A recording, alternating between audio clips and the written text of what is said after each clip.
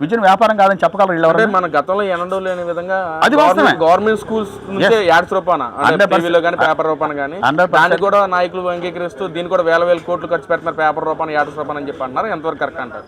వేల సంబంధించిన ఖర్చు పెడుతుంది ఈ ప్రభుత్వం ఖర్చు పెడుతుంది, అది తప్పది. ఎందుకని చెప్పంటే కొన్ని విషయాలు ఎక్స్పోజ్ చేయడం అనేది మంచిదే కానీ దానికి కోట్లు ఖర్చు పెట్టాల్సిన అవసరం మాత్రం లేదు. ఎందుకంటే ప్రభుత్వం ఆర్థికంగా ఇబ్బందులు ఉంది, దానికోసం ప్రచారం చేయటానికి ఎక్కువ చేయాలి. ప్రజలకి తెలుస్తుందండి.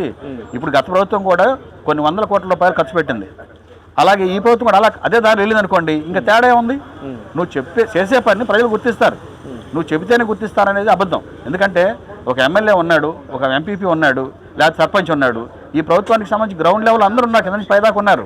ఒక ముఖ్యమంత్రి చెబితేనే నిజం జనం నమ్ముతారని, ఒక మంత్రి చెబితేనే జనం నమ్ముతారనుకోవడం తప్పు.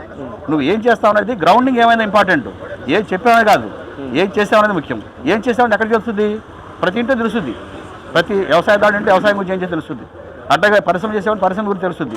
విద్య చదువుకున్న పిల్లలకి ఏం చేసావు చదువుకున్న ఇంట్లో తెలుస్తుంది. అది మనం చెప్పుకుంటేనే అర్థం అవుతుంది అనేది అబద్ధం. ఎవరు చెప్పాలి? నువ్వు ప్రతి ఇంటి తెలిసినప్పుడు ఎవరు చెప్పాలి? ఇప్పుడు డోక్రా మహిళలు డబ్బులు ఇచ్చావు, డోక్రా మహిళలు డబ్బులు ఇచ్చా అని చెప్పి మనం డొంకేయాలా? తెలిసిపోద్ది కదా ఆటోమేటిక్గా. డోక్రా మహిళలు ఎంతమంది ఉన్న రాష్ట్రంలో, వాళ్ళకి నువ్వు ఏం హెల్ప్ చేసావు, వడ్డీ పరంగా ఎవరు ఇచ్చావు, అది తెలిసిపోద్ది ఆటోమేటిక్గా. ప్రతిపక్షాలు చెప్పక్కర్లేదు, ప్రతిపక్షాలు నీకు ఓట్లేరు. నీ పక్షం ఏంటి? ప్రజల పక్షం నువ్వు నిలబడాలి. ప్రభుత్వం అంటే తెలుగుదేశం బీజేపీయో జనసేన కాదు కదా, ప్రభుత్వం అంటే ప్రజలంతా సంబంధించేటిది.